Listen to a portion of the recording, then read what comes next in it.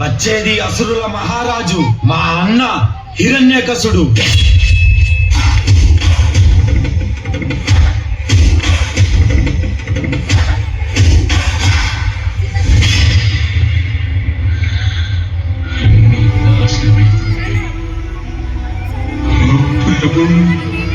ఎక్కడున్నా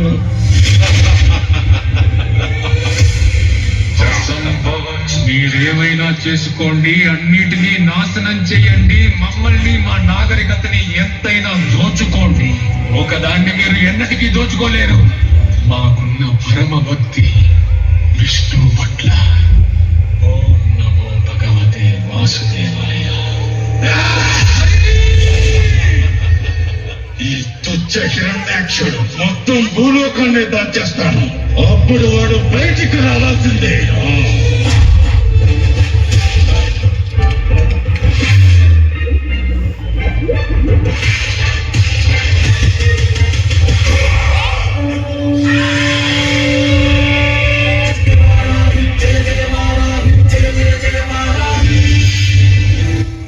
నా మనసుకు శాంతి లేదు, ఎందుకంటే నా సోదరుని వధించిన విష్ణువు ఇంకా జీవించే ఉన్నాడు.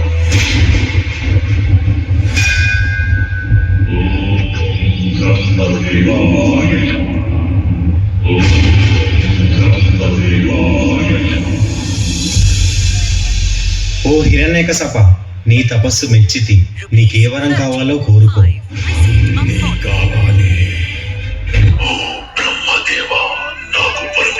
ఈ సృష్టిలో మీ చేతులు నిత్యబడిన ఏ జీవి వల్ల నాకు మరణం సంభవించకూడదు. అది దేవతలైనా మానవులైనా పశుపక్షాదులైనా సరే. నా మరణం పగలు గాని రాత్రి గాని, నా మరణం గృహం లోపల గాని గృహం వెలుపల గాని, అస్త్ర శస్త్రాల వల్ల కాని, సజీవుల చేత కాని నిత్యుల చేత కాని మరణం సంభవించకుండా వరమివ్వండి బ్రహ్మదేవా. తదాస్తు. ఓం నమో భగవతే వాసుదేవాయ నమః. ఓం నమో భగవతే వాసుదేవాయ నమః. కానీ నాకు చూపించేందుకు నీకేమాత్రం సిగ్గనిపించడం లేదా? మాయావి తిరిగిపోత విష్ణువును నేను వదిలిపెట్టను.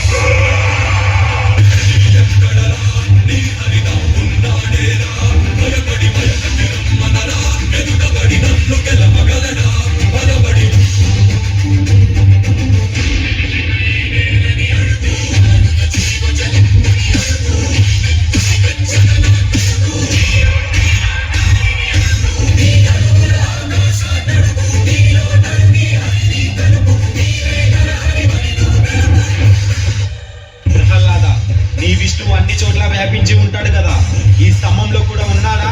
అందులోనూ ఉన్నారు.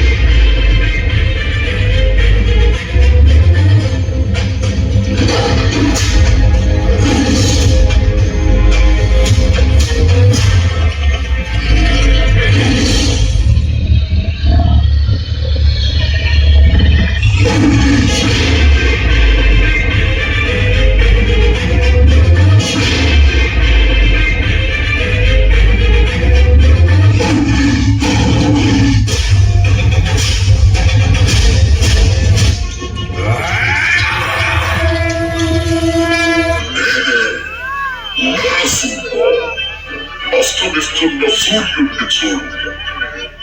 ఇప్పుడు పగలు కాదు, రాత్రి కూడా కాదు. నువ్వు గృహం లోపల లేవు, అలాగే వెలుపల లేవు.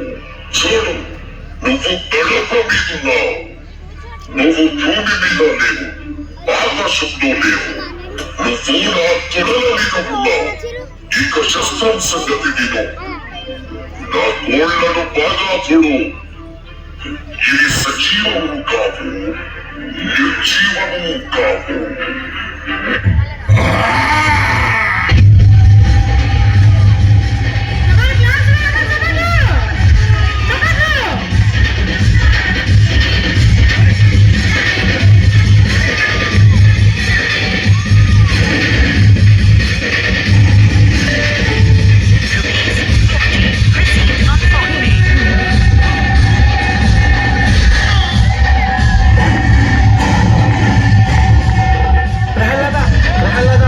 స్వామిని శాంతించమని చెప్పు.